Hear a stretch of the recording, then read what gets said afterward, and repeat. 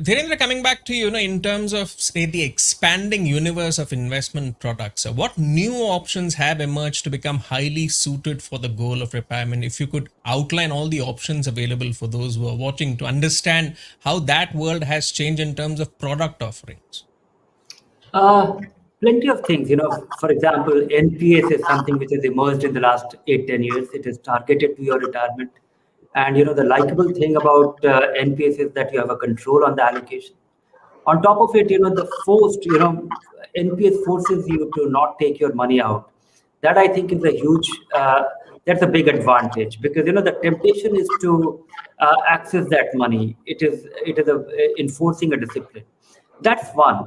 That apart, I think, accumulating for your retirement is a very dull and boring thing, and it should be like that. All you need to do is you have to start believing in equity. That is important because that is the only thing which will help you beat inflation or at least match inflation. Fixed income will not. So in your initial phases, have as much equity as possible, have time on your side, start early. But more importantly, doing these things is one part. It is all about all the interesting thing that has come up in life, come up in our world.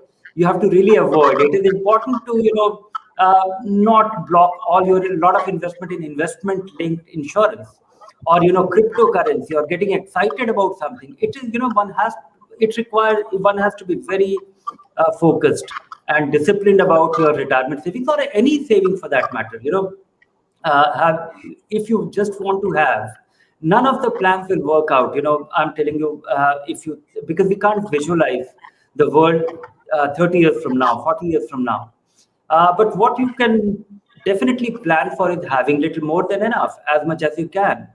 And that does not require too many ideas. It requires, keeping it simple, reducing the options, keeping away from the nonsense.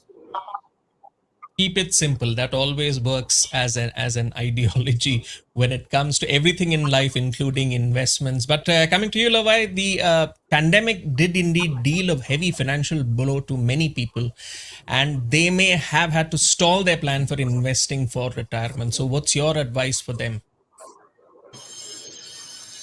So I think one has to be, ready with making a plan early. And if you do plan early, it's not that life will run as per the plan because life does happen, but the plan will provide for some action to be taken or some provision for contingencies. And I think that's a very, very crucial impact that one needs to take into account. Uh, After you have done that, I think if you have already done that, I think that helps. You'll be able to get over this sort of storm. And while you may not have had more money to invest, maybe you lost your job or you had a reduction in your salary if you were accumulating for retirement. But the investments that you have made have performed quite well in this last year and a half or so. So, to that extent, there has been something which has compensated for what you might have lost. But I think the most important thing is that you must recognize that the period of retirement, since we are speaking of a long period now, life expectancy increasing is one definite factor. In fact, when we do plans, we used to take into account that people might live till the age of 65 or 70 about 2 decades ago. And now we look at 100 as the age. So 100 is the age to which we need to plan. So you know that it's going to be a long period in retirement. It's also the time where, as Shashi mentioned, you're talking about reimagining retirement. The whole way retirement is happening compared to, let's say, 2 decades ago is different. People retired at 58 and then they said, okay, now, I'm going to sit at home.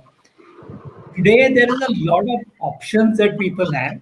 And a lot of people do think about it and say, okay, when I retire, I'm really going to do the things that I love to do or I want to do, the impact that I'm going to make on others, etc. So you must have money on your side. So recognize that and realize that there is an up and down. So it's not all going to be a straight line. If it was all going to be a straight line, what's the fun? We'll never have a show like this, right? And what would you say to those who want to retire early? Because that's an emerging trend where people say, you know what, it's not 60 or 65. I want to retire at 50 or 55. What would you say to them? So I think a lot of people think that retiring early means, sit on the beach, look at the yachts going by, and chill. And there's enough scientific evidence to show that bucket lists are completed in about 18 to 24 months. So the question I ask them is, okay, you're going to retire at 40 or 45, and then what? For 2 years, you will do all of these things that you really wanted to do.